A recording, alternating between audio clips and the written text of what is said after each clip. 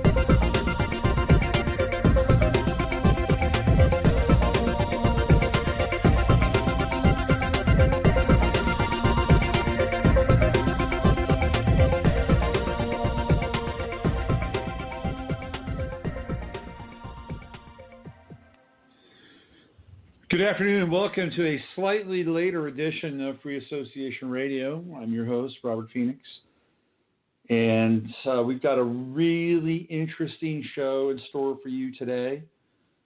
I haven't had anybody on for about a month and a half or so in terms of a guest and getting into some material.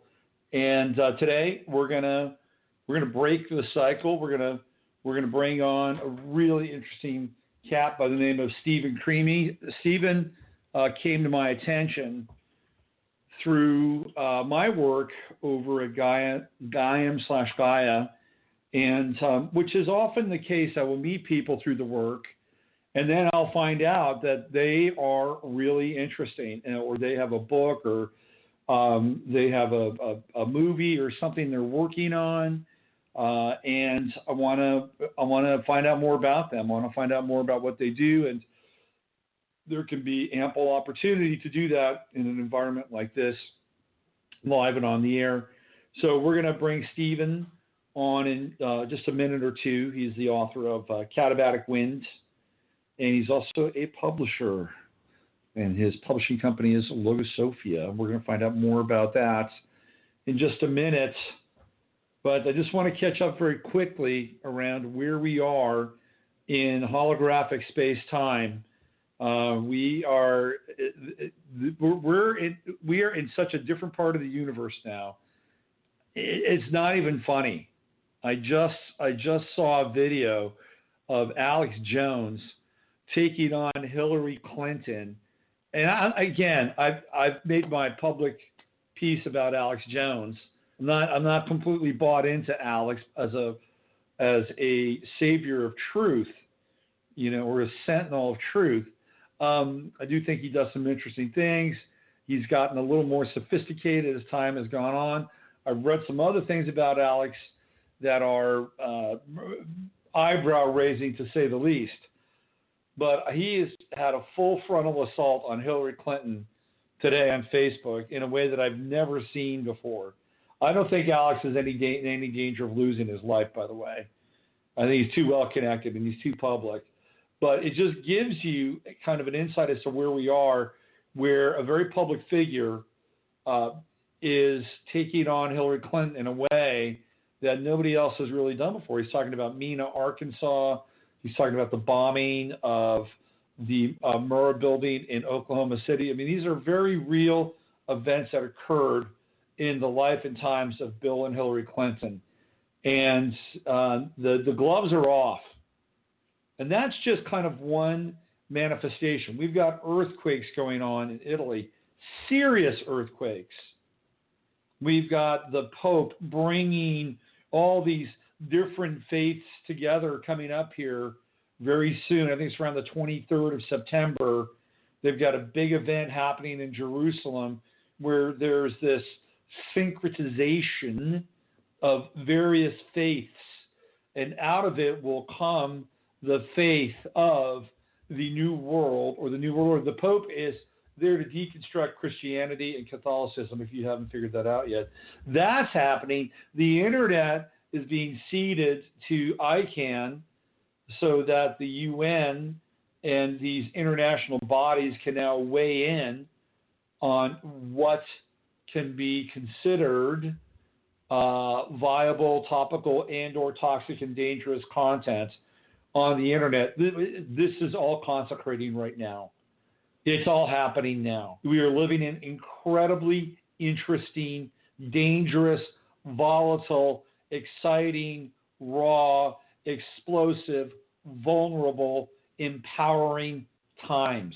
It is not just happening at the collective level, although the collective level gives us some insight and a mirror to what's taking place inside of ourselves. Because I talk to people all the time. I have clients, I have friends, I have people that are close to me, and we're all going through massive sea changes inside of ourselves, who we are, how we relate, how we disseminate, how we discern, what we're standing up for. I just connected with the people from Vaxxed, the filmmakers from Vaxxed, on Wednesday night here in Austin, Texas. So empowering, so inspiring. These people are going from city to city to city with an RV and the film and changing people's lives, blowing people's minds, untangling the knots, taking a sword to the Gordian knot of truth and deception. It is all happening right now. From a place of the uncovering, the revelation of truth, that's happening too. Look what's happening with Hillary Clinton, the Clinton Foundation. We see it in the alternative truth movement, what's happening with Zen Gardner. The Saturn Sagittarius, the karma of truth, is coming into play in everybody's lives. And truth is not an expedient, nor is it a commercial entity. It is deeply personal, it is eternal, and it is something that is rearing its ugly head in our lives on a day-to-day basis, both from a personal perspective and a collective one. Now, the whole idea and the concept of truth and understanding the nature of reality is an ancient one. It goes back many, many years, many centuries, and some of the greatest pieces of wisdom are buried in the past. And my guest, which I'm about to bring on here, has gone deep into the mists of time and a variety of traditions. The Greek tradition, the Occidental tradition, the Hindu tradition. He has surfed ancient waves to find numinous meaning for where we're living in our time now. This is a fantastic book. It is KATABATIC Wind, Good Crake Fueled by Fumes from the Abyss. The author is Stephen Crimi. He is the publisher of Logosophia, his own publishing company. And we're going to get into, and I hope I can keep up with Stephen, because he said he hoped he could keep up with me. I think really you're gonna meet somebody who's a towering intellect, and you're gonna get blown away here. So without further delay, let's bring him on. Hi, Stephen. Hey, Robert. Well, thanks for the for the lodestar that I probably can't reach of my intellect, but I appreciate the introduction. That's great. Thanks a lot. Hey, you're welcome, and you're more than worthy of it. Let's get into you a little bit. Let's talk about you, your background, where you come from. Currently, you're living in North Carolina, but if I'm not mistaken, you're originally from New York. Let's time travel a little bit. Let's find out about who you are, your family life, your education, and how you evolved into sort of this sort of deep deconstructionist metaphysician, writer that you're expressing yourself as today? Sure, thanks. Well, I grew up mostly in Ozone Park in Queens, New York, actually about 10 blocks from where the recent assassination of the Imam took place, about 10 blocks along the Liberty Avenue elevated train. So that was my neighborhood at the time. It was mostly a kind of a mafia-controlled neighborhood. It was a very safe, really nice place to grow up. Actually, playing on the streets, stickball, all the New York City street games and things like that.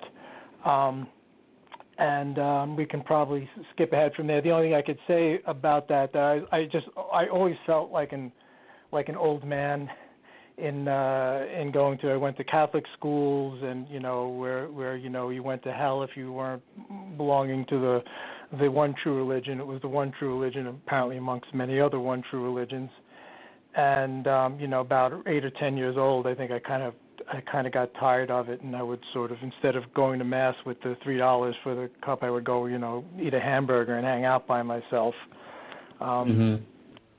So I kind of rejected the institutional game early on.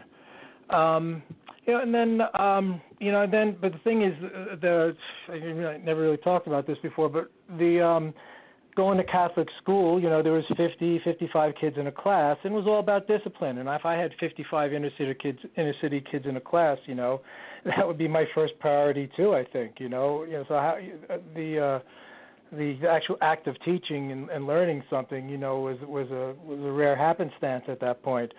So, I think I kind of got education kind of drummed out of me until I got into college. I went to Union College in Schenectady, and I hooked up with some really good, sharp people, who were politically acute and spiritually acute and experimentally acute. So there was a number of that going on, a number of, what passed for entheogenic kind of activity at the time. But so that opened you up to certain things. And then after that, I guess sort of ended up taking on a more serious study and ended up being in a classical yoga center on Long Island for about 11 years. And we studied Sanskrit and studied the original text, the Bhagavad Gita, the Upanishads, Shiva Sutras, the Samkhya-karakas, all these great Indian texts, and you learn Sanskrit to try to get beyond the fact that people, were translating them with a lot of prejudice, and a lot of it was sort of Western rationalism prejudice. But part of the education there, which was really a boon, was to go back and look at the Western tradition, because that's the ground I stood on. That's the ground I grew up on. That's the water we swam in without realizing we were swimming in water. So all of that Greek thought is inside of us, and it really structures our being in very significant ways. So we went back and studied that, and to my surprise at the time, a lot of these people who are now called pre-Socratics, people like Empedocles, Parmenides, Heraclitus, Pythagoras, people who were before Plato started writing in the name of Socrates, these people were mystics. They were pure, bona fide mystics. If you read their writing, they talk about oneness and being and the logos. And so that was really a revelation. And then so eventually, I guess after I kind of reached a point in the yoga center, and I had some wonderful experiences, and I learned real spiritual discipline there. It just reached a point where I realized I'm not a Hindu, and every time I put my hands together to say Namaste, there was a part of me that felt false, that I felt I was doing, that I wasn't really true to myself. Mm-hmm. So eventually, I left that, and I was there with my wife Chris for those many years, and we both left at about the same time, and also had the same. The woman, the person who ran it was this wonderful woman from Calcutta who's since passed. Her name is Anjali Joseph, who we called her Guru Ma, and she was terrific in many ways. But she wasn't good at letting her students go, so that was its own kind of trauma. But so since then, I've kind of gone back and revisited the Western tradition, and that's a lot of what informs the book. Looking at what these people said, and the thing that's significant, I think, is the transition. When it left being a mystic tradition and became a rational tradition. We can get into that at some point. But I found that to be, a real point of clarity about where we are, and you can really sum it up in a sentence. And the sentence is, you can't get to the real through thought. In other words, we left going and trying to understand the real through meditative practices, things they called incubations, lying still in underground, very feminine caves and temple precincts, and connecting with the gods and the goddesses through this position of absolute stillness, which is what Pythagoras and Parmenides and all these ancient Greeks did. And instead, we went up into our head, and the arbiter of what is real became thought. And that's rationalism, and that comes out of Plato, and then forcefully out of Aristotle, and that really struck Western thinking, Western science. Western science was always in the service of oneness, in the service of the divine, but now it became, we can just follow that progression, going through Newton and Bacon and Galileo and all these people, where you get to the real up through Einstein, you get to the real through thought, through thinking, and not through interior realization and connecting with the divine that way.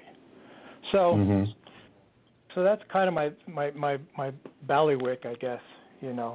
What I've been working on, and the thing that doesn't seem to be spoken of all that much, which is why I wrote the book KATABATIC Wind, and the katabasis was the Greek word for the underground journey. So Orpheus goes down to the underworld to retrieve Eurydice, his wife who had died. Pythagoras was known for making these underground journeys. It's all written in the ancient Greek literature. You'd bring and you connect with the goddess, you'd bring back laws, you'd bring back teachings, and famously Parmenides brought back logic as a gift from the goddess. But the logic was to get us to oneness, not us to separate ourselves into Interesting point. One of my favorite films of all time is Black Orpheus. And that's set during Carnival in Brazil.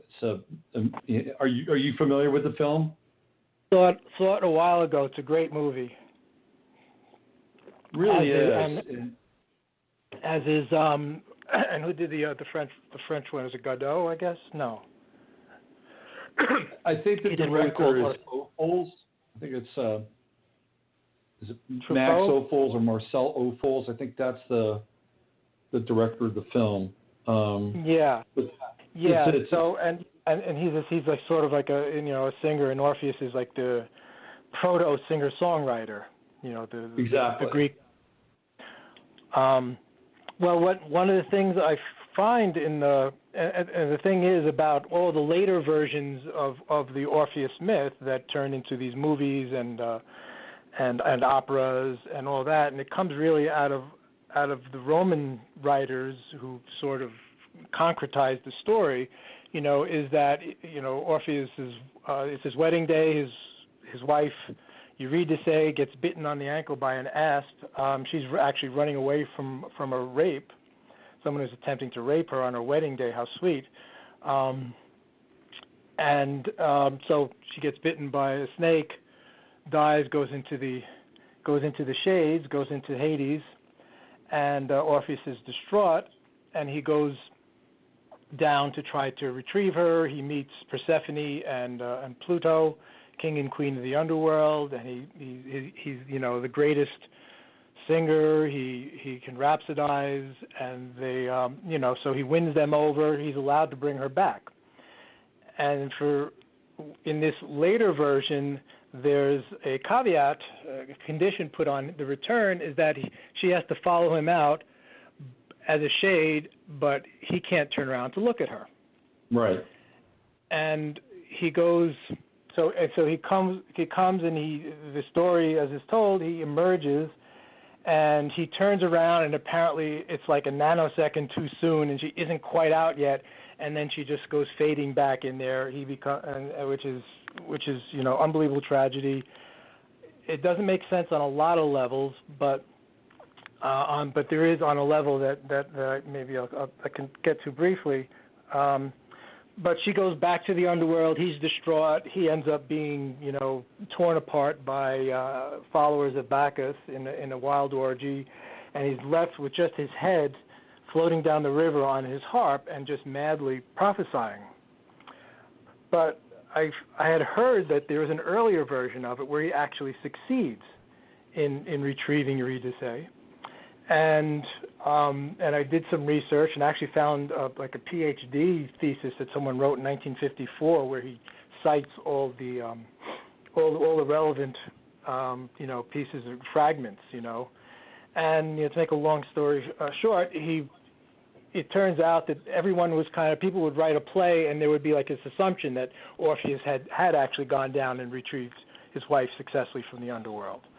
So you have this earlier version where it's like sort of this initiatic journey, the male searching and finding the divine male and the divine female, going into the underworld, connecting, re-emerging, re-sanctified into, and to establish this sort of balance. There's a wholeness that emerges through that. Exactly. So, but then the later version has him, failing completely, and it's a male-dominated world, certainly from the Romans on, and certainly from the Greeks on too. The Greeks were really poor in their treatment of women in general. The Athenians, especially. Let's say the Athenians, not so much the Greeks. So from then on, it's this separation. It's this longing for reconnection, for reestablishing of the divine archetypes within us. And so originally there was a recognition of its connection and its possibility in song and enchantment, because the whole world is some form of an enchantment. It just depends on what kind of enchantment you have, Right. Yep. So, either it's a corporate chant, or it's a sacred chant, like coming out of the Rig Veda or the bards of ancient Britain, things like that. They were singing the world into existence. They were singing a sacred world into existence. But, now we sing a corporate world into existence, and that's the world we have. Yeah. So this is interesting. I did not know about the earlier version of the Orpheus tale, and what I was left with the version that most people are familiar with, is this kind of this longing, this unfulfilled quest, this lamentation, and to some extent, and maybe you can clarify this, but to some extent, this really pours into our notion of romantic love. That we deal with loss, we deal with rejection, we deal with the disembodiment of our connection between love and eros and the soul, and as a result, we are basically living from our heads with Orpheus as the disembodiment of that. But to me, it's always been the sort of the cornerstone of romanticism, the longing and the bereft quality of not having that reconnection with the sacred and the divine, and it being translated into kind of a secular kind of longing and desire. Do you have any thoughts around that? Yeah, that's real interesting. I really haven't thought about it, but I can see that certainly coming out of the Renaissance and post that, romantics coming, it's this, the Renaissance and then after that, moving for the next couple hundred years, artistically anyway, there was this looking back at Greek culture, and you have the pre-Raphaelite painters who were famously repainting the Greeks, and of course, during the Renaissance they're doing that also. So they're looking back at it, but they're not looking back at it from the inside. They're looking back at it, as you say, from their head. And so again, so from the head, there's always going to be the impossibility of connection. Mm-hmm. So they're always going to be, stuck looking for it. And in fact, they really kind of, what's the word? I don't know. Somehow set up, art, this longing and this separation as almost like a telos, as this thing to go towards, this end product that they desired almost. It's almost like an addiction of some sort. Right. It's interesting, yeah, because what happens then is we have hundreds of years of dysfunctionality, right? In terms of relationship and setting relationship and love up in such a way that it's almost unachievable, So I think it's kind of interesting. Let's talk about the creation of modern mythos. Because I think we're in a really interesting time in terms of this whole kind of whitewashing of gender identity, neutrality. We see stories now where parents are trying to find gender-neutral names for their children. Clothing lines have eradicated the demarcation between pink and blue. We're struggling now with pronouns in colleges in terms of how we describe each other from our sexual identities. It seems like we're in the process of creating a new mythos, maybe. What are your thoughts around kind of what's happening around that? Yeah. This sexual and cultural miscegenation. Yeah. It seems like it's also one with everything else that goes on is that everything is heading off to the extremes, right? So on one extreme, you have this whole issues around the burqas and this extreme demarcation between male and female roles and male and female identities, and mostly occurring, under what we'll still call religions because they have sort of the form of religions, but they have nothing to do with the original purpose from which they came about, as far as I can tell. So you've got right. So you've got this separation on one hand, and I was setting up a reading at a bookstore yesterday, as a matter of fact, and the person who I was dealing with, I really didn't know, and I had the problem. I didn't really have the guts to ask at the time. I was like, well, what the hell? What pronoun do I use? I don't care. Whatever you want, I use. I don't really care. But I just felt it. I was like, well, what the hell to say? He, she. Someone said you should say they. I struggle with they. Because I'm an English major from college, so I really can't use they in the singular. So well, isn't they alienating too, right? I would think, but I don't know. They I don't know the language of alienation. It's like it's a part. It's they. It's them.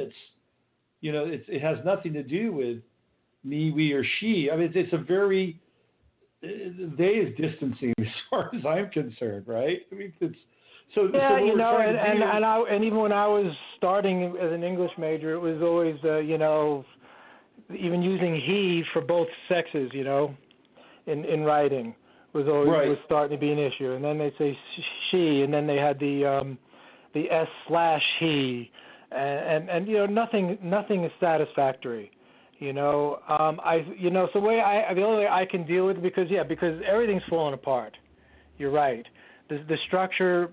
The whole mega structure, I think, is just it's obviously unsustainable, and then it filters down to everything as to gender, which used to be a fairly certain thing. Even if you liked your same gender, well, that was kind of still fairly steady.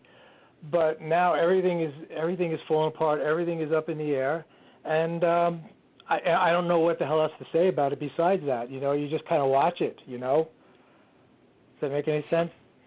Oh, yeah, it makes total sense. I was thinking about the '60s, and I was thinking about, in particular, Twiggy, who was, of course, a supermodel, and she really cut against the grain because her hair was very short.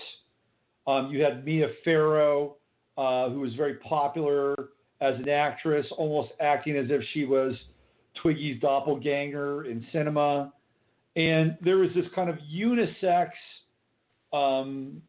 feeling and vibe that was happening. On the male side, you had men growing their hair out long, David Bowie, kind of making a very early stand with his Society for Young Long-Haired Men, or whatever he called it. So we've seen this before, and Sure. And Camille Paglia talks about how when we get into androgyny and transgenderism, we're reaching the end of culture. And we saw a little bit of that in the 60s, but what we didn't see with the 60s was this intense political polemic that has been bolted to this kind of gender-neutral, sort of unisex thing that pops up from time to time, apparently. And it's become very severe. So we've been here before, but we're here now with a completely different political agenda. What are your thoughts on that as well? We've seen this before, but we're seeing it from a very different perspective now. Right. So yeah. I'm sorry. I'm a little gathering my thoughts at the second.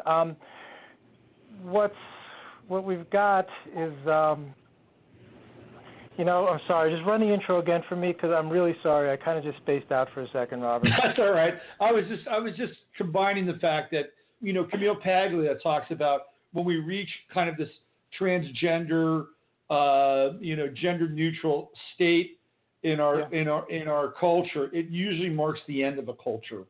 And she's been on record with saying this, and she's provided examples like the Weimar Republic, right, in pre-World War II Germany.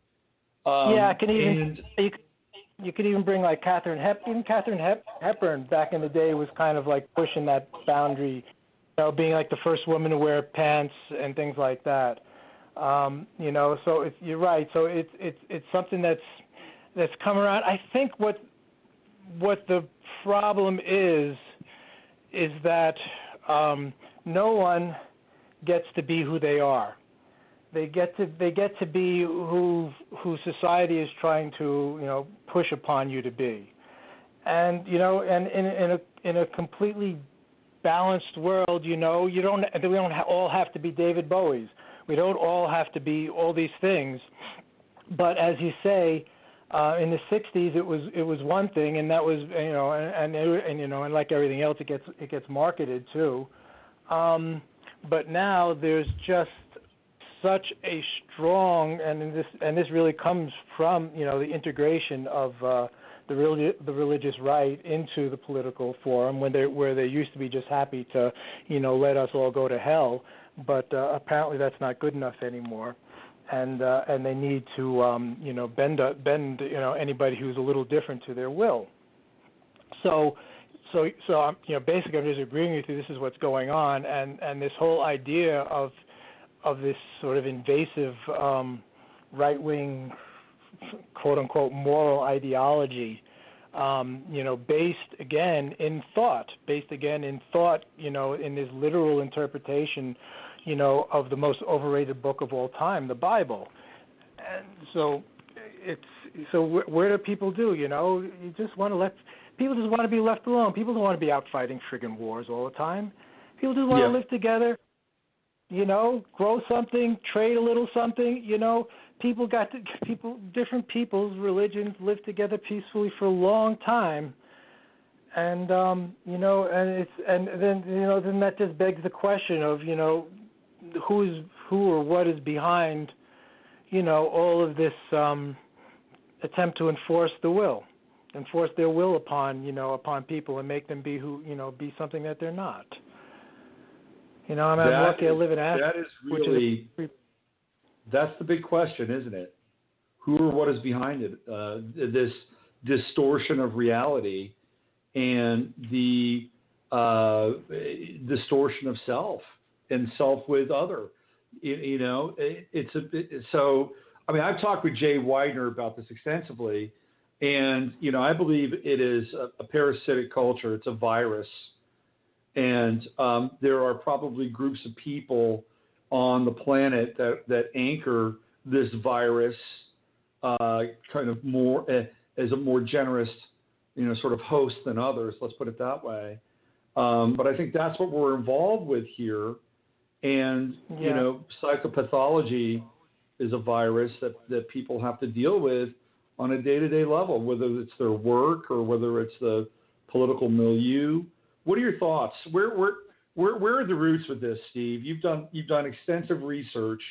Let's go down this rabbit hole if you feel like it. Yeah, well, yeah, and the virus is the complete political spectrum. This illusion of choice. I think that's one of the things that's more clear this election cycle, right, than any other, is that choice is an illusion. And all you have left is to be afraid of the other person more so, and you're afraid of your own candidate or something like that, But to go to your question, and I'll bring it up in a pretty obvious example. All right. So what happens after we'll go back to the ancient Greek, which is the founding of this culture. All right, you got your wisdom, as I said, going underground, and these were underground were the places of the feminine, the caves, the temple precincts, and this is where you get your wisdom. All right, Plato famously has the allegory of the cave. Now, in this allegory of the cave, Plato has, if you remember it, there's a bunch of prisoners. So we're all, this is his metaphor or his allegory, we're all prisoners, chained in this cave. We can only look straight ahead. Behind us is a fire, and then in front of the fire, where we can't see it, still behind us, people walk carrying objects. So the fire projects shadows of the objects on a screen or a wall in front of us. So all we see are the shadows. And you can kind of get that as sort of, a decent metaphor of sort of a limited, understanding of things. But the fact is he has that in the cave, which was previously, up until his point, up until, a generation before him, the place where everyone got wisdom. So he's saying, no, wisdom is the place of illusion. The cave is the place of illusion. The cave is the place of this sort of, indoctrination into illusion. And the only way out of it is to be led out of the cave and into the light. So you're moving out of, your heart, your inner wisdom, your dark knowing within, into the head, into the place of articulation, into the place of thought. And then in his writings, and certainly especially the early ones, how do you come to understand? Well, you have some sort of, analytic argument, and you discuss it, and that's how you get to what is real. So jumping off that, you go to Aristotle, you go to, all these people and science, and this is the milieu of science. It's all, getting to the real through thought. So I'll give you a fairly poignant example, a sad example, but I'm sure it's not going to be a surprise to most of the people listening today that, a lot of people feel that 9/11 was not exactly as the government said it happened. Right. So what's one of the interesting things about it, though, and not exactly interesting, sad, but how do you get that level of belief into something that right in front of your eyes did not happen? Right. You have film, you have footage. There's not one picture or film of a plane hitting the Pentagon. Right. You have one of the women in there, April, I forget her last name, walking through the hole, saying, being the only person saying there was no plane. It happened right next to me. She had an infant with her, like she had just gotten back from maternity leave. All right, so you've got all this. So the thing, what happens, and this goes back to Plato, what Plato is talking about throughout, where he has Socrates talk about, is this whole thing of your senses are lying to you, and what's really real is thought. And so this is really the telling point for me for our whole culture. So your senses are untrustworthy, and your senses don't tell you what's really happening. I live my life as a biodynamic farmer or a planter or grower. The sun rises over there and sets over there. That's how my life is lived. Now I have to go through all these, twists and turns of thought to get to the fact of this other sort of movement in the universe, which is equally true, but it's not my lived life. Mm-hmm. All right, so you trust your senses. So that to me is how something like this complete and unbelievable spell that was cast on September 11th, 2001 could happen, right? Because there's nothing. What you can't believe your senses. You can't believe what you believe is your thought, and they keep on ramming the thought over you. Plane hit the Pentagon. Plane hit the Pentagon. Plane hit the Pentagon. And that's how they cast the spell, because you're so stuck in the words in your head, and the fact that there's no plane hitting the Pentagon is like irrelevant to many people. And I'm convinced there may be, and maybe it's a reincarnational thing. Maybe there's been a bunch of us that have been around before. We've been around the block, and we know the game, and we can see through it right away. But boy, there's a lot of people who can't. They get the glaze. They just get a glaze. Mm-hmm. It's really, on one hand it's terrifying. On one hand, it's really fascinating how it goes. We're talking. So that's where this, to me, the real foundation of all this stuff comes from, and really the only way out of it, to me, on the macro level, I don't think there's anything that can be done. I think it's completely hopeless. What are you going to do? What are you going to do? Recycle? I mean, what are you going to do? What are you going to save the world? Yep. I love Daniel Pinchbeck, but he's got a new book and he's saving the world.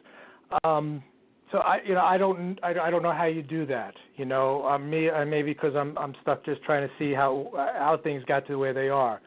So I think that aspect, whether it's got to fall apart or some people think it's going to branch off or whatever, I really have no idea how any of that works. But even so, you still had to go back to doing the inner work, and the inner work is connecting to your real source of wisdom, which is within, which is the divine within us. The fact that we are one, that we're all at least aspects of the divine. Mm-hmm. Yeah. We're talking with Stephen Crimi. He's the author of KATABATIC WIND. Before we got on the air, we were talking about Leo Strauss and the neocons, and since we're entering into a discussion about 9/11, it might be a good time to bring that up and bring up his influence in connection to Plato and the cave. And why don't we tackle that and see where we go with that one? Sure, thanks.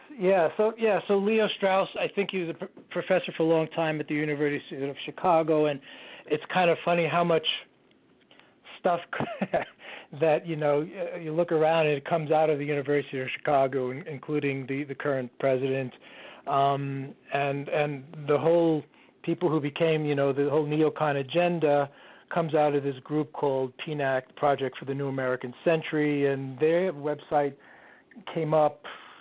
It was around 99 or something like that, I think, and they basically predicted. Let's just say predicted, since they were the ones who did it. It's easy to predict. Right, exactly. Yeah. He predicting that I'm going to go take out the garbage on Thursday. Well, it's Thursday. I'll take out the garbage. I'll probably do that. So anyway, so the people who signed on to that particular document are Paul Wolfowitz, Donald Rumsfeld, Jeb Bush, and I think Cheney was also a signatory on it. William Crystal. So the whole neocon agenda. Kagan, we can't forget Kagan. Okay, I forgot that. And so But these people were highly influenced by this particular professor who's passed, named Leo Strauss, and so he had a reading of Plato's Republic. So Plato's Republic is it's his longest book, and it really delineates a dystopia, where the poets aren't allowed to speak because they could be speaking against this perfect government that we have. So why would we have, anybody, any poets sing songs? It's already perfect. This sort of very Brave New Worldish kind of categorization of people into people who, the warriors who don't know anything and things like that. And then of course, you have the elites who run the show. But Plato would think that they would be enlightened elites, the enlightened despot.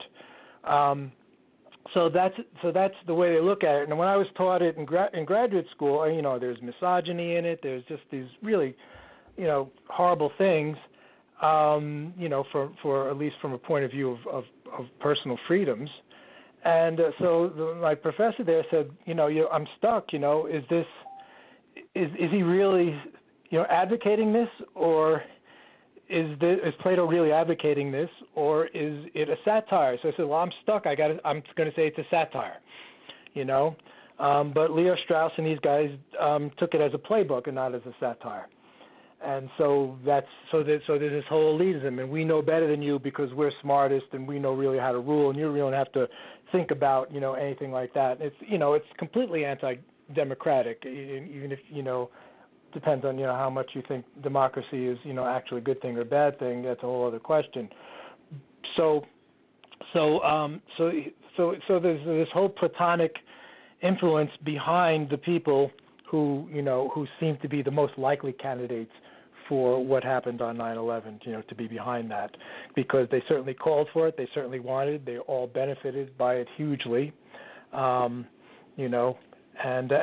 they also blocked any attempt to find out what really happened. So so that's kind of my take. So people forget, the PNAC and this guy Leo Strauss, but again, there's this sort of, Platonic, thing behind it.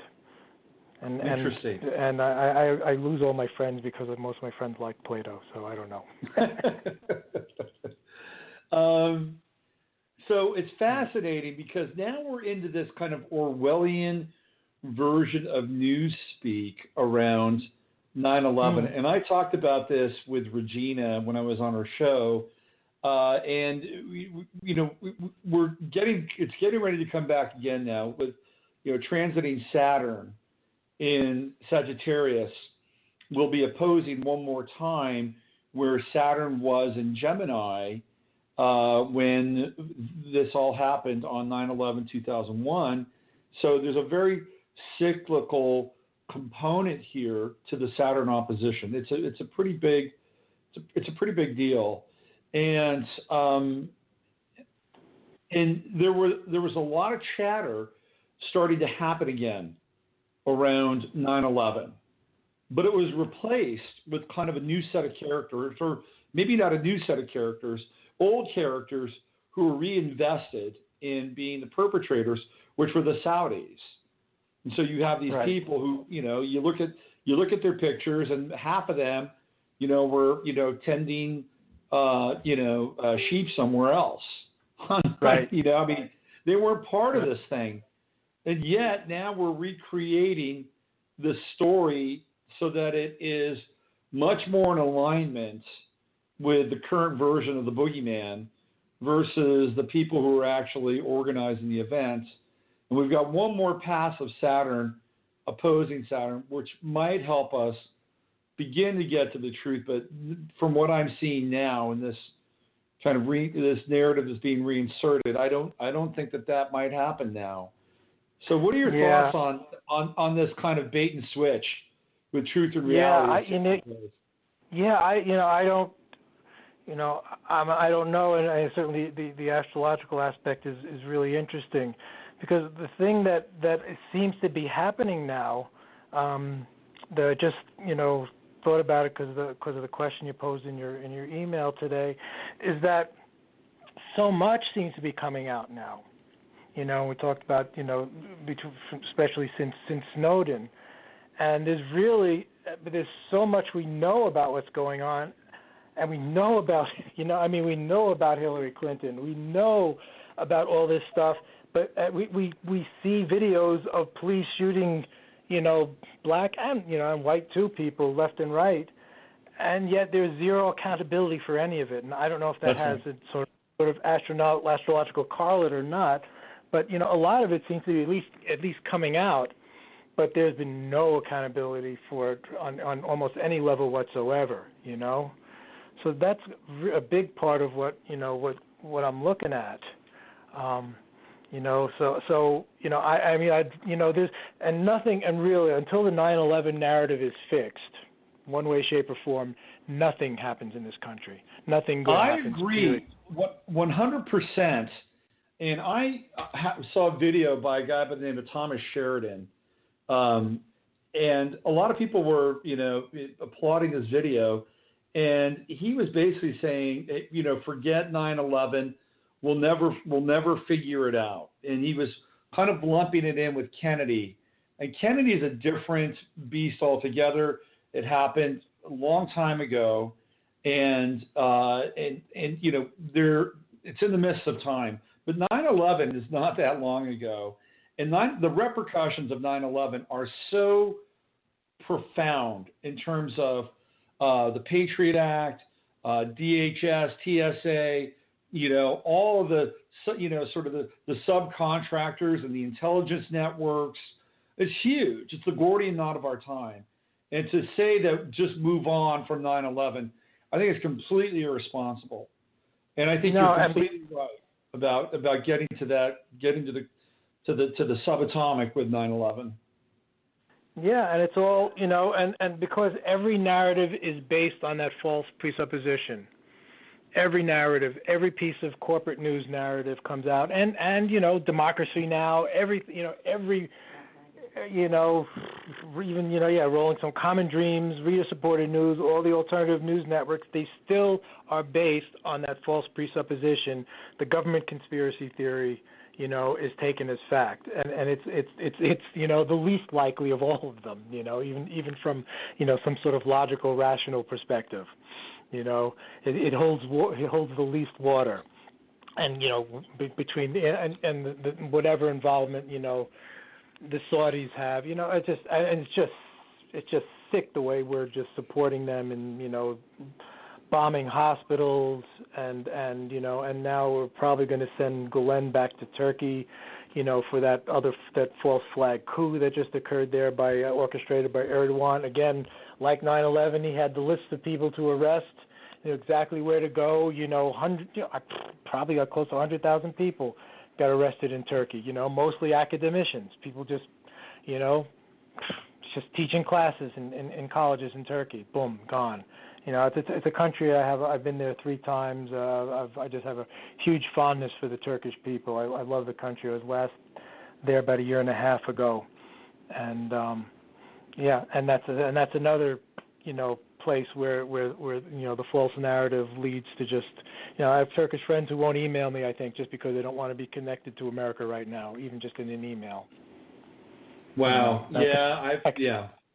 America has been tarnished irreparably, I believe, in the eyes of many people abroad. That we're the ones that are responsible for the refugee immigration crisis, and it's unfortunate because these people have decided that they're just going to make the Middle East and North Africa their playground for chaos, regime change, redistricting the lines of countries, most likely for Greater Israel. And a lot of people can't wrap their heads around it. And the American people we're in a trance. And and it's hard to break the trance. To break the trance takes some really uncomfortable thinking and reordering of reality, and with the potential of alienating your family and your social network. And unless you're willing to do that heavy lifting, most people can't rise above, the white noise of the trance.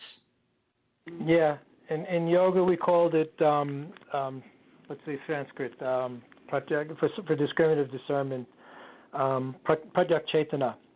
And that's one of the Sanskrit words. So that's one of the things that you try to achieve by taking on a spiritual practice is this ability to see, discern, what's going on, how you're being, how you're being duped by bad Maya, There's bad Maya, and then there's Leela, the play of Maya, which is my garden out back, more so my wife's garden out back, but it's this gorgeous place, and that's our, refuge, and, so at least we get to have our little temporary autonomous zone of playfulness and Leela, in the midst of it, because, and astral in general, I have a circle of friends who don't buy into the the corporate conspiracy.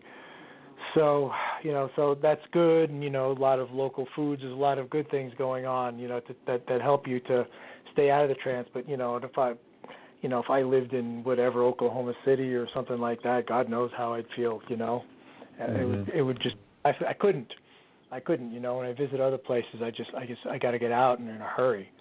It's hard. I don't know how things are with you. I think you probably live in a fairly okay place, right?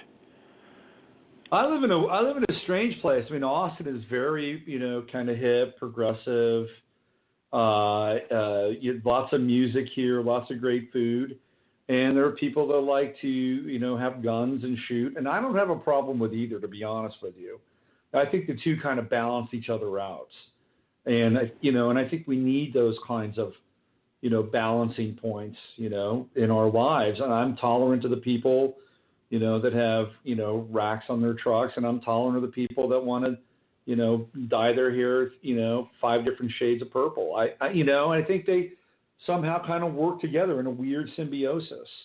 If we eliminate one of those, then I think it gets a little less interesting, to be honest with you. Why, I wouldn't want to be monochromatic in any spectrum, right? And I agree. We had a farm north of here we were there for about 11, 12 years, and it was in the country, and local people, and we made friends by fighting this huge development by this Christian preacher, and we got, that's how I got to know my neighbors and my gun-toting, guys who'd bring me deer sausage, and I loved it, and would help, and being in a sort of, community where people are helping each other out. We're in the city itself now, but, there was no problem with any of that, because as long as people, were tuned in and responsible, there are other places where people just, target practicing every day. And that's a bit much, for me and my ability to write.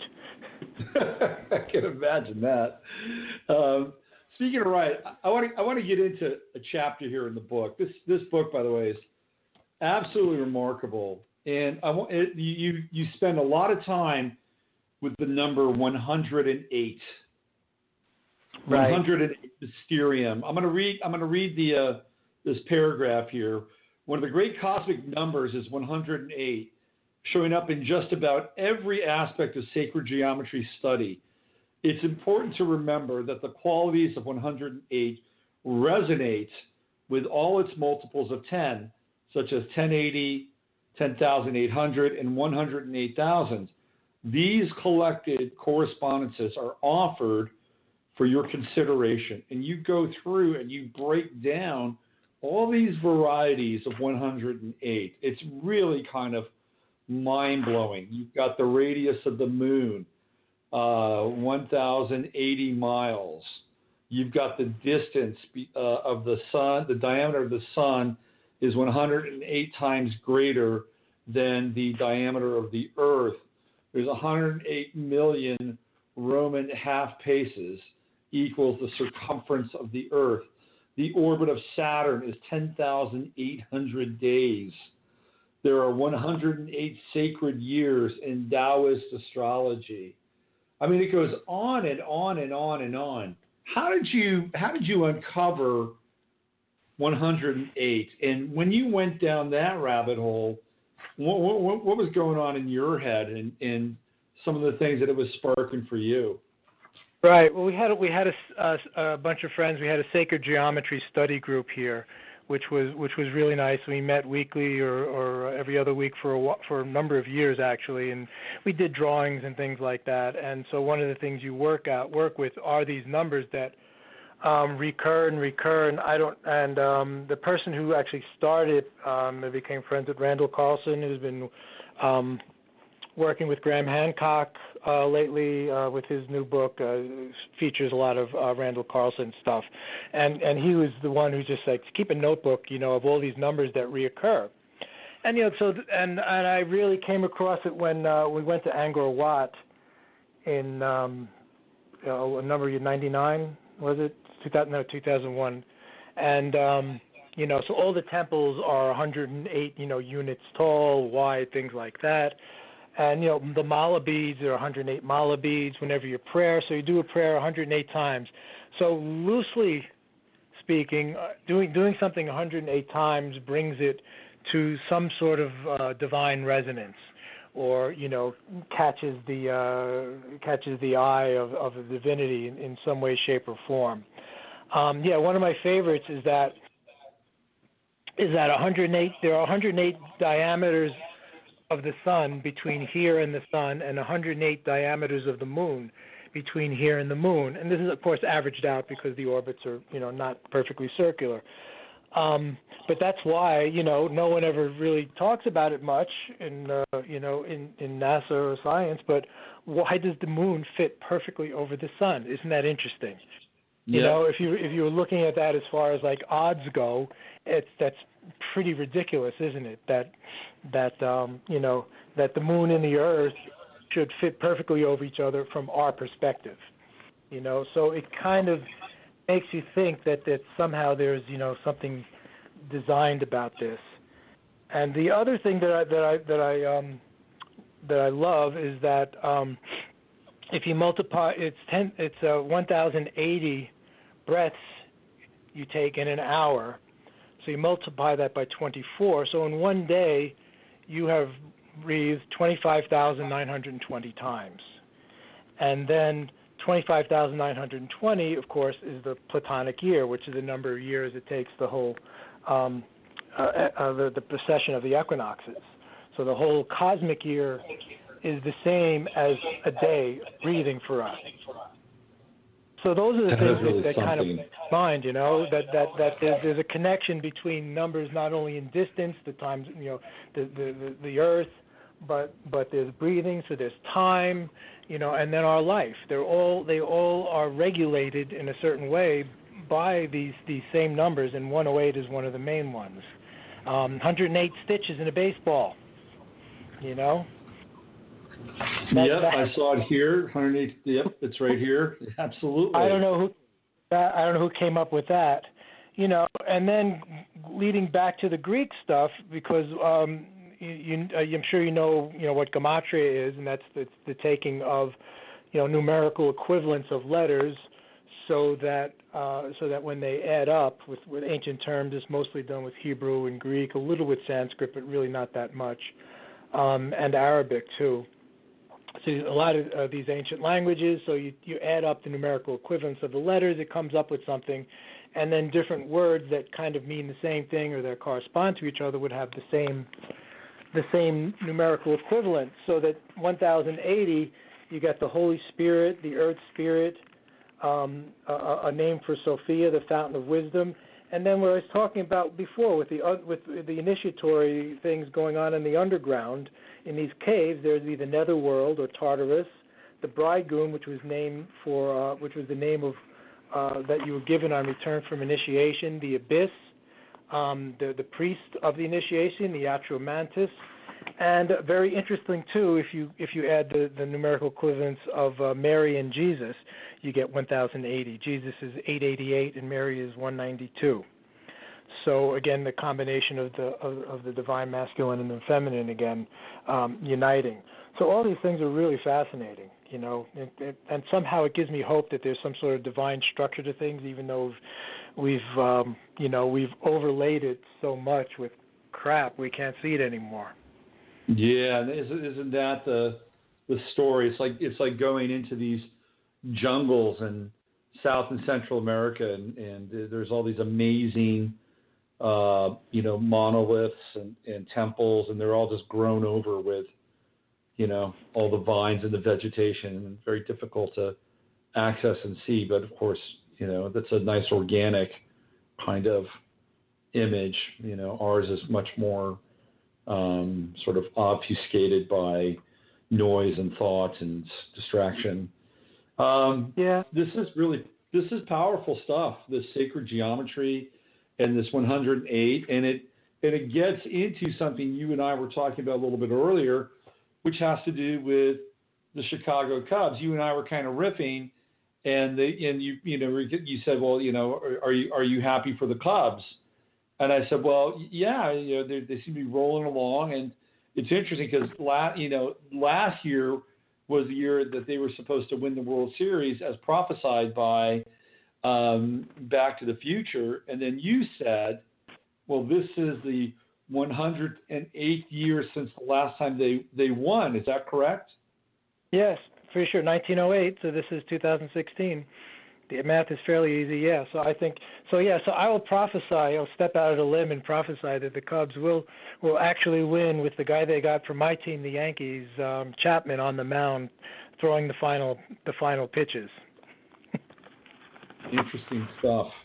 I was opening up Wikipedia here. I was looking at the 108th day of the year. That happens to be April 18th.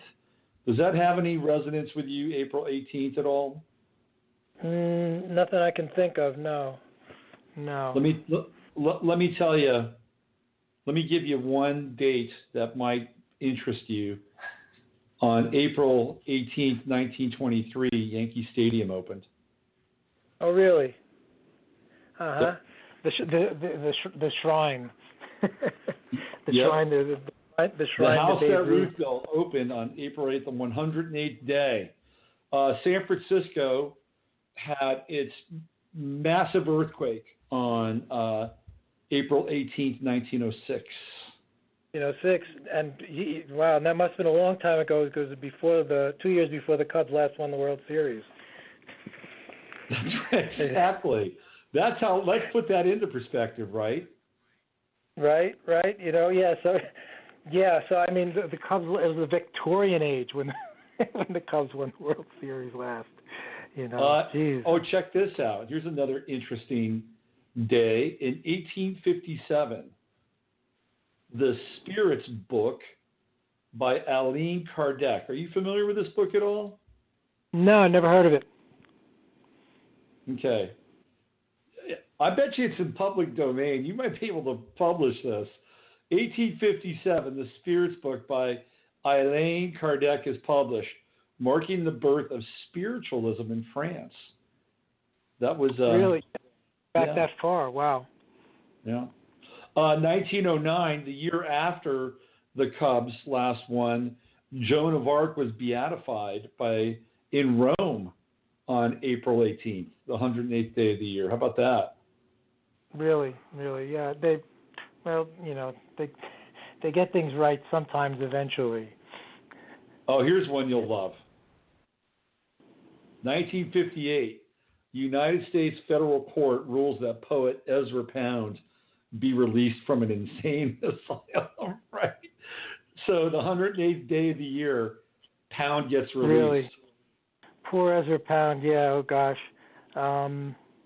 What's the poem, Apparitions in a Metro Station? I can't remember it, but he had a great, one of the best two-line poems ever. Well, that was almost exactly a month before I was born, so. Interesting. Interesting stuff. So, let's talk a little bit about baseball since we've been riffing on it. Pythagoras played center field, the veiled sacred geometry of baseball. I get into this a little bit, not to the depth that you have, though, because of the numbers associated with baseball. Let's open that up and let's get into that. Let's talk about the sacred geometry of baseball a little bit here. Yeah. Well. Besides, the numbers. And of course, the great things is that the origins of baseball are almost a complete mystery, there are some, I mean, was it the Cincinnati Red Stockings, the first professional team in 1869, I believe, and so it was well known enough back then. Somehow I think the Civil War ended up, because there's pictures of people prisoners playing baseball and what have you. So I think the Civil War has kind of spread baseball around the country and maybe codified it to some extent. I don't know. So this whole idea of, with all these numbers are terrific. So first of all, you have the infield, which is a perfect square, and that's 90, and that's 3 times 30. You have 3 strikes. You have 60 feet between the pitcher's mound and home plate, which is 2 times 30. I think 60 feet 6 inches to be exact. Right, exactly. Got to add that half inch, right? Right. So you have these kind of cosmic numbers. So you have the square inside of the field, then you sort of have the circular outfield, and then you have this whole idea of sacred and profane space.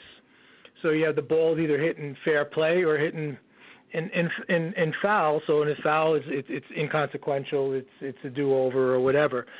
And then if it's hit into fair play, well, then somehow life ensues. It's either an out, or it's either a movement along the bases, or whatever. So you have this whole idea of sacred and profane space being incorporated. You have this whole idea of it being the game is played outside of time, right? It has its own time structure of outs and innings, and back to threes again, 3 outs, and then 27, 3 times 9 innings, unless it goes someplace else, goes into extra innings and there's a tie. So you have all these really interesting, sacred numbers structuring it, and of course 3 is more of a heavenly number. 4, with the 4 bases in the square, is the earthly number. So you have this whole combination of heaven and earth, and again you have this idea of that it takes place outside of time or in its own time, like mythology. Mythology takes place in mythical time. It doesn't take place in real time. So it takes place in its own time, in a sense. And the only other game really that does that also is tennis. Tennis, you could have a Wimbledon final end up, could take days theoretically if no one wins by 2 sets. So tennis runs on its own time structure also. So you have, and then you have the point, the sphere, the ball. The sphere is indicative of oneness, and the pitcher throws it, and then what's it being hit with? A line. So you're moving from the first dimension into the second dimension, all right? And then the third dimension is the space of the field. So again, there's a cosmology of how creation comes into being that's expressed every time you throw a pitch in baseball. So wow. I love this stuff, So so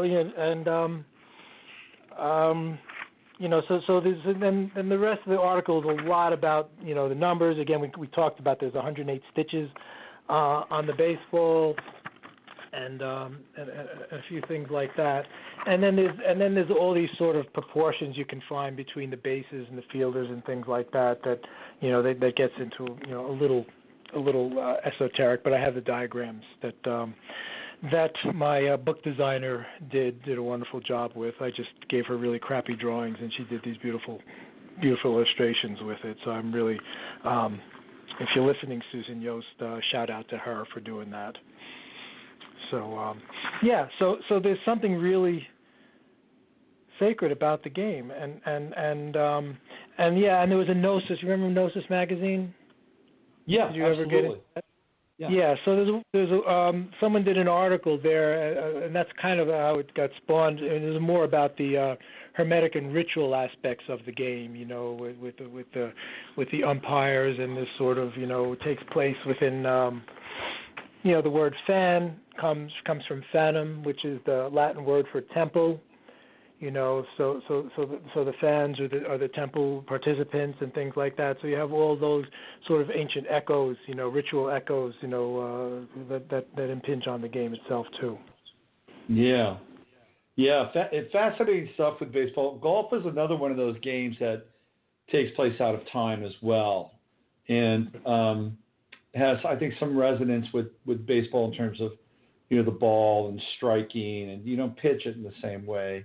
The guy that's generally, connected to baseball is Abner Doubleday, who really turns out to be a liar in terms of his actual relationship with the game and the roots of the game. Have you looked into Doubleday at all?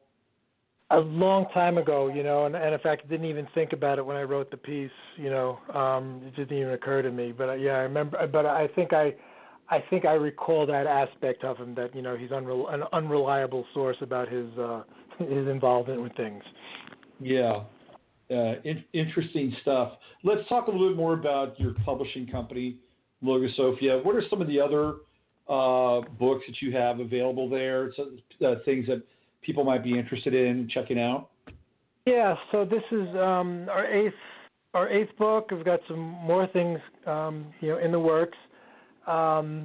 We started out as we had a farm, biodynamic farm, and we started out publishing things at the farm as sort of as an arm of what we were doing there. And we started off publishing the works of Alan Chadwick, who is a really interesting character who's really, I think he's probably more responsible than anybody in bringing biodynamics into this country. He was an English, pretty much a mystic gardener. He was a trained Shakespearean actor, and so someone, after he died in 1980, he was famously has a garden that he started at Santa Cruz. That's where he began in '67 at the University of Santa Cruz, and eventually in Virginia. But because he's a trained Shakespearean actor, his gardening talks, which were recorded, were performances, and that's why the first book is called Performance in the Garden. And he was just really interesting. So his gardening talks are like nobody else's, and he brings in mythology, and he brings in the stars, and brings in all sorts of sacred aspects, along with all the practical aspects. So that was where we started, and so we've done two of his books, which are transcriptions of his lectures. We have this published, what I call the book that I got into publishing to publish, this book by this local woman named Mindy Meltz, a beautiful, beautiful fantasy novel called Lonely in the Heart of the World. It's a beautiful long book, and gets into a lot of ritual aspects of this world she creates. But she's like a flat out brilliant writer. So just her sentences, you read the sentence and you say, I just want to read that sentence again for the pure, literary pleasure of reading that sentence again. She's that kind of writer. And then we, and then most of the books have a book about sacred beekeeping. And a book by this gentleman who just died this year, Henry Neese, called, he did the Sundance, the Indian Sundance. It's called Medicine is Sacred, and he did that for, 50 years or something like that. He died in his 90s, wrote the book in about, I think he was 89. Great guy, came down, gave a talk here in Nashville, and he spent 3 days in our house, and he told stories 3 days continuously. Chris and I were like puddles on the floor by the time he left. He just tells stories for hours and hours on end. Oh man, what a character! He was great. So yeah, another novel. How to Talk to Rock Stars by another local woman, and it was good. We get to employ local artists for the covers. Yes, then a book of poetry by James Davis, sort of semi-mystical poetry about connecting with nature and trees. So, I'm really proud of all the books. I think they're just all special. They're all, they're all like my little godchildren. And, so I couldn't be more proud of what we have. And a really good publisher, really good at bringing people together to make beautiful books. I think they're all gorgeous. And just marketing is a skill that I'm slow to acquire. So here I am marketing my book with you. Here you are so talking about your book. I appreciate the time and your generosity in bringing me on today. Well, first of all, you're an interesting cat, and second of all, this book is great, and you've got so much wisdom and not just wisdom. There's a synthesis in this book with ancient traditions that you're just not going to find anywhere else to the degree that you've really gotten into this with. And I have this conversation every now and then with people that are close to me about how important it is to support publishing houses, small publishing houses, authors, and books in general, because they're going away. Books are going away. And we need to continue to have our, at least 1 foot, in the physical world with these books that remind us that we live in a physical universe at times, and that there are things that can be passed on that you can't just get in a 15-minute video on YouTube. And this is a tradition that needs to stay alive. So I'm always, more than welcome to, supporting independent publishers and authors and writers. We got to keep the flame alive. So people can get your material, find out more about you at logosophiabooks.com. It's a long email, a long URL, but nobody else has it, right? No, but yes, there's another somebody who became Logosophia, and they bought. It's like I tried. I came up with the title because I was bringing again. This goes back to the male and the female again. The logos, which is which is not the word. That's how it gets killed, and that's in the biblical translation. It's the logos. The logos was God, and the logos was with God. From the Gospel of John. But before that, it was it's a really important Greek term, and a lot of it has to do also with sort of the template of reality, which we got into with the sacred geometry as a part of that logos, and then Sophia is the divine feminine, the wisdom, the earth wisdom, all that together. So I put those two together, and at the time I looked it up, and it didn't exist anywhere, and of course I waited 5 minutes to get the domain name, and someone else grabbed it, and it's still parked. Still not using it. 10 years later, so I don't know. What's that? Yeah. So So anyway, so that's the Logosophia. So it's Logosophia Books, LOGOSOPHIABOOKS.com, and that'll get you to our website, and you can, and it's really helpful if you buy the books from our website, because that gives the most money to us, and we're also, I think we may be unique in that we split our profits with our authors. Beautiful. So, excellent. So I don't know if anybody else kind of does that. So if you buy from us rather than some other monolithic site, which is really no less convenient than us, more money goes to the author. Well, we talk about what can we do, how can we change the world, how can we have a more organic or analog relationship to things, and this is one way of going about doing it. Go out and find an independent author like yourself, independent publishing company, and support them, support the art, support the tradition, and stay in the analog path. Virtual is fine. We're having a digital experience right now, hand in glove. The two are not mutually exclusive. Thanks for being on the show, Stephen. I really appreciated you. Yeah, Rob, I thoroughly enjoyed it. Good luck to you in your endeavors and your 11th house school and all that. I hope that really, turns out well for you, and the best of everything. Okay. Well, I appreciate that too. Have a wonderful weekend, and let's have you back on again when you have your next magnum opus. Okay. I'd love to. All right. Take care, my friend. Right. Bye-bye. All right. Bye-bye now. That's Stephen Crimi, author of KATABATIC Wind, Good Creek, Fueled by Fumes from the Abyss. This is an amazing book. Nice hardcover, hardbound, color, illustrations, templates, you name it. You want to dive into the esoteric. You want to get into, territory that is kind of similar in some ways to Terence McKenna, but without the psilocybin or the psychedelic references. This is going to be right up your alley. You're listening to the Friday FARcast. I'm Robert Phoenix. I'm your host. And I think I'm going to play a little bit of music. and come back and talk for a spell. What do I want to play? Good question. Something that is not going to be tagged by YouTube. We don't want that. Can't deal with that. Don't want to have that copyright thing coming back to me. It's amazing how they find this stuff too. I'm always blown away.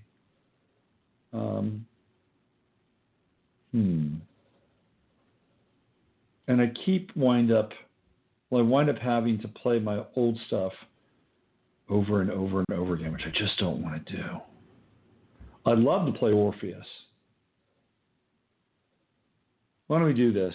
I want to play Orpheus, and it's going to get edited out. It'll be snatched out. Trust me on this. Let's play a little Orpheus. This is in honor of the conversation that we just had with Stephen and the Orphic mysteries of the underworld and how we experience them in our day-to-day life. David, Sylvie, and Orpheus. That was David, Sylvie, and Orpheus in honor of our guest today, Stephen Crimi, author of KATABATIC WIND. We've got roughly about 29 minutes left in today's show. And I wanted to just kind of touch in with everyone and kind of see, where we want to steer this ship for the next 30 minutes. I went and saw Vaxxed on Wednesday night and was absolutely blown away. If you have not seen Vaxxed, watch it. It is on YouTube. I guess it's on YouTube. It's also on Amazon if you want to support the people that have put this movie together, Del Bigtree, Andrew Wakefield, Mary Tomei. I highly suggest you basically rent it and watch it on Amazon.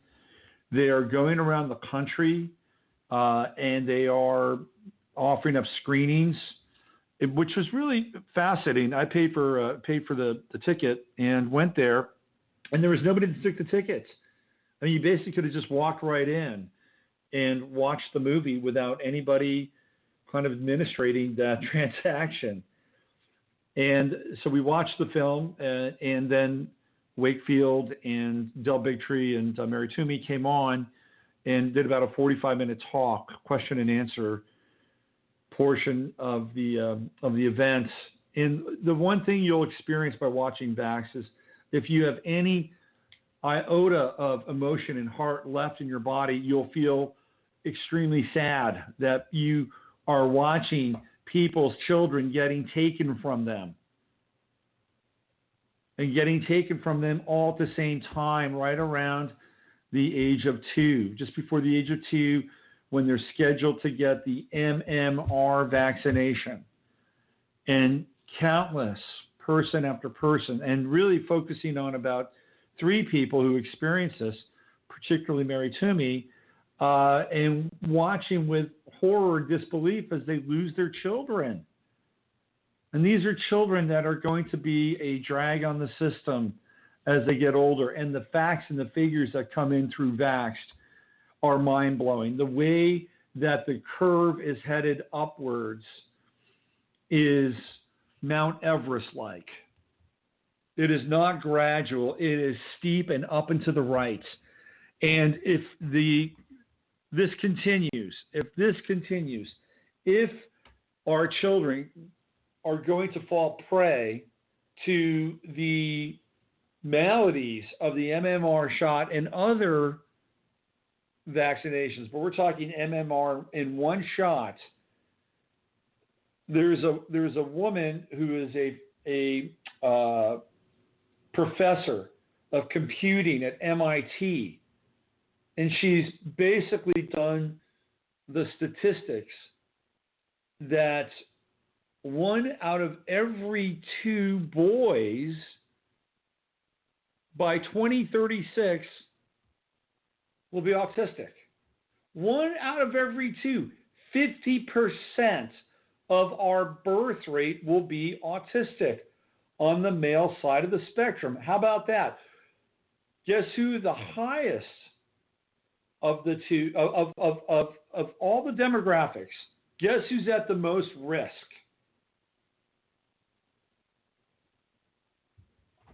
young black males.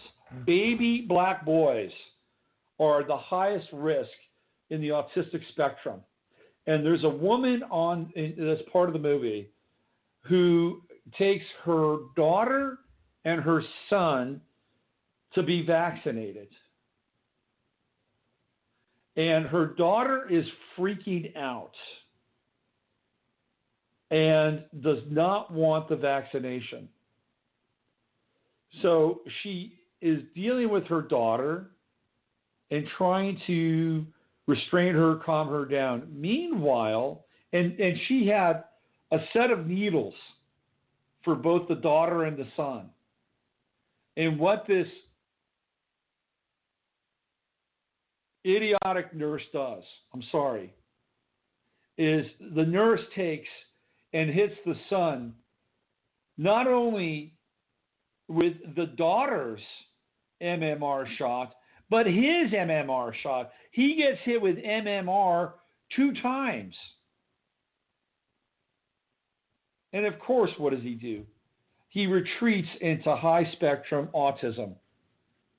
The daughter is a prodigy. The daughter plays concerto piano, speaks 5 languages, going to college, honor roll student. The son has the interactivity and communication capacity of about a 5-year-old. And you watch this woman break down in front of you on the screen. It is moving. You know, I was watching Mysteries of the Museum, and this was last night, and there was a guy by the name of Jacob Riis. And Jacob Riis was an immigrant from, I believe, Holland, and he was a journalist right around the time all the immigrants were coming into New York City. And he would walk through these neighborhoods where they'd have these tenements, and there would be 1,000 people in a building basically made for 100. And the living conditions were horrible. They were horrible. Squalor. And so he was writing about these living conditions in the various Hell's Kitchen area neighborhoods in New York City. And even though they were getting out, these stories were getting out, nobody was really paying a lot of attention. Well, the one thing that happened that really turned the tide and got public opinion so incensed about the slumlords and the living conditions of these areas was that there was a development that took place that Riis took note of, and it was the birth of the magnesium flash for a photograph. And he was able to go inside of these buildings, which were very dark and didn't have any natural light. So you really couldn't get any pictures. And so what we had is this convergence of a piece of technology matching up with the urgency of a message that somebody wanted to get out. So where words could not convey the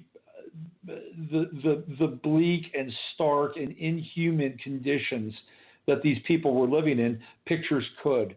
And once he was able to take those pictures and show them to the world, all of a sudden the world rallied to his cause and decided that they were not going to allow this type of degradation to occur. To some extent, the film Vaxxed does the same thing, because we can talk about this ad nauseum. We can get enraged. We can talk about how the CDC is complicit, and we watch this really unhealthy relationship between the CDC and Merck and the government, and how these people just move back and forth. It's incestuous. And so there's this blurring between the lines of the CDC and Merck and governing bodies. It's just it's really, again, incestuous is the word. They're all sleeping with each other.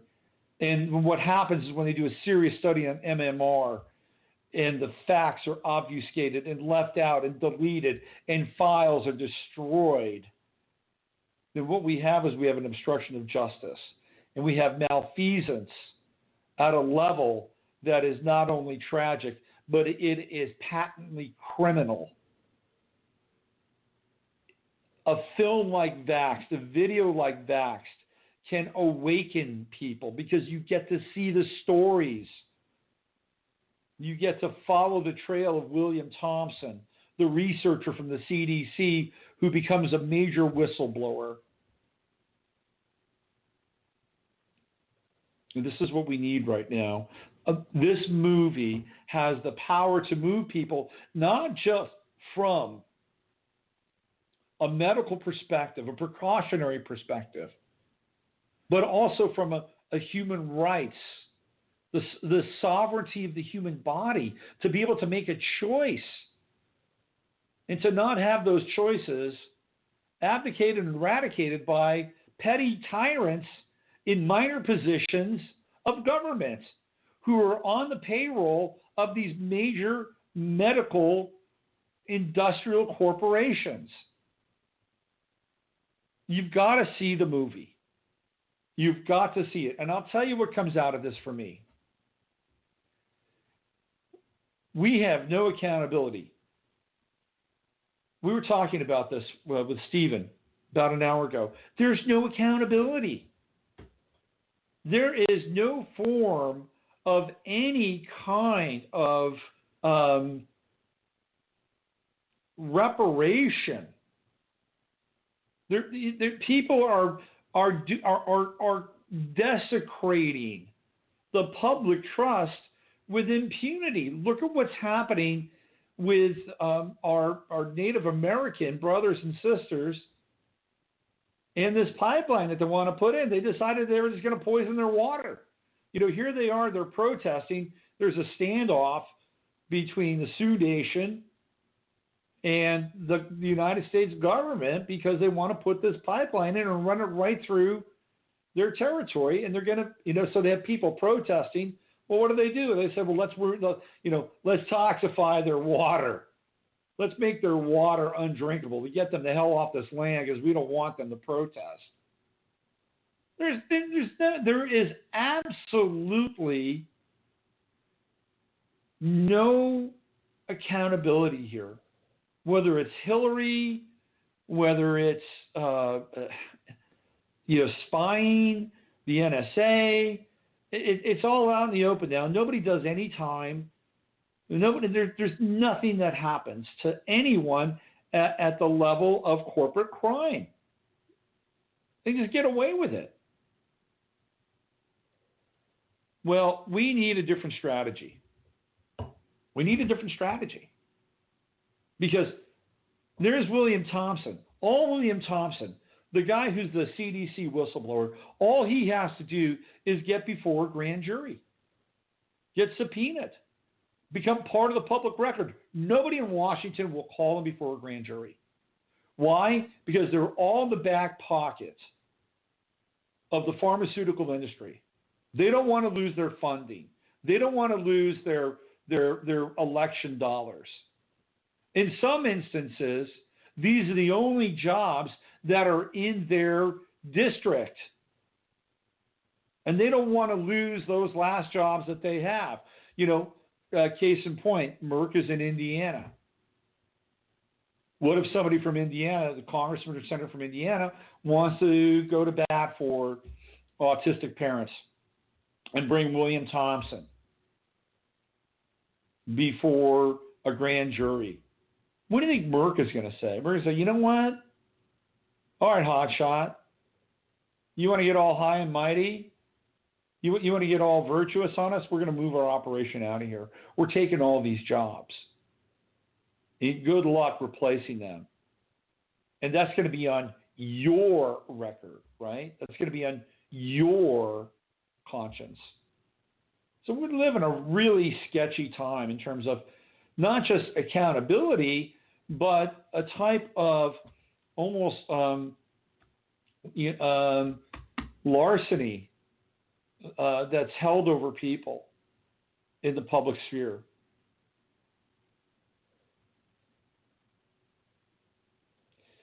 Go see Vaxxed. It's important. It's an important movie. But I'll tell you what we have to do.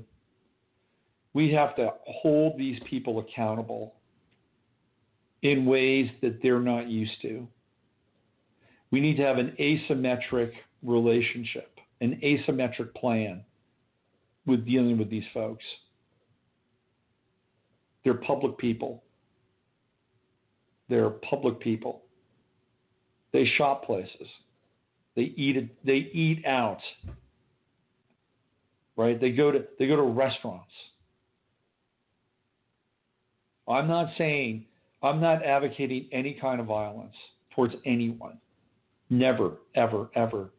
But I tell you, if you know who Ornstein is, or if you know who Julie Gerberding is, if you know the people that are involved at high levels of CDC, and you see them, I think you got a bit of responsibility to remind them of what they've been involved with. And if enough of us do this, if enough of us understand who these people are and remind them constantly of what their role has been, I guarantee you some of these people will begin to rethink their participation in public life. Some of these people may begin to rethink their participation in their professional life. Because if the courts can't hold these people accountable, if our government will hold them accountable, then who will? Who will? And how do we judge them? Because they obviously are not being judged. So we have to reframe. We have to reframe our strategy when it comes to people that have been engaged in some form of perpetration against the people of the world, not just American people. This is not just an American issue. This is a global issue. You know, when I was 18 months old, I had spinal meningitis. And this was on the heels of a vaccine. I nearly died. I'm a survivor. I'm a vaccine survivor. Okay? A lot of you don't know that. I don't really talk about it. But I was on my deathbed at the age of 18 months with spinal meningitis. And the thing with the vaccines, and I'll tell you right now, they've got vaccines planned for not just your children, but for you and I. This is where the new money is for all these companies. They've got a schedule of over 250 vaccines for adults. How about that? They've got boosters and vaccines lined up for your kids from now until they breathe their last breath. If you want to get into college, they've got a whole new set of vaccines that are going to be mandatory for your kids. This is the brave new world. This is where we're headed. So it's not just what happened to your children, and thank God they got through it, or maybe there was something that happened to them as a result of the vaccines that they're dealing with. I know for me and the generation that I was a part of, there were some strange illnesses that have come out, like vaccines. Irritable bowel syndrome, shingles.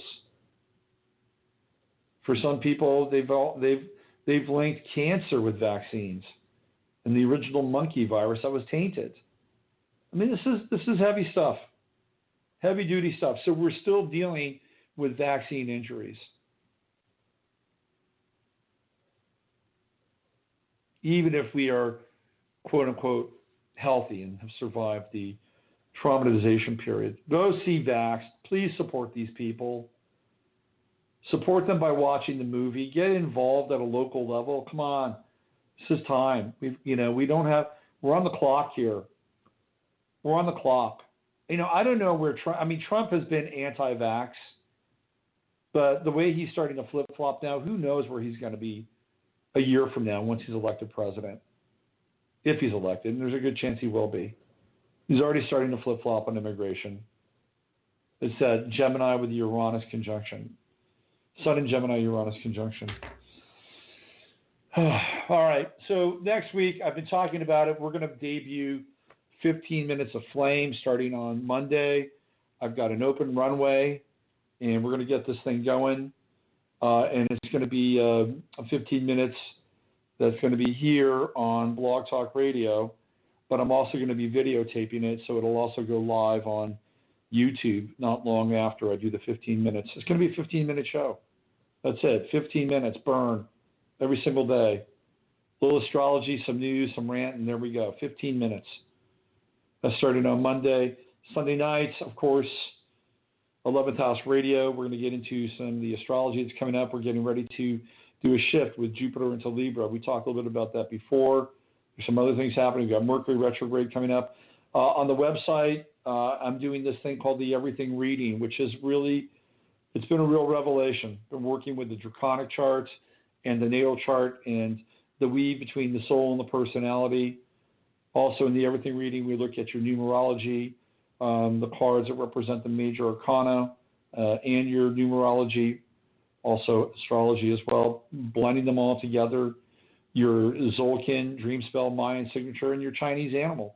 And the correlations are stunning in many cases, mind-blowing. So you can find that on the websites, robertphoenix.com. It's the Everything Reading, and I've got some more astrology coming up. In terms of posts, I've got so much I can write about right now, but I've been extremely busy doing the readings. All right, well, why don't we end it right here? And we've had a nice little time with Steve Crimi and a little bit of a rant.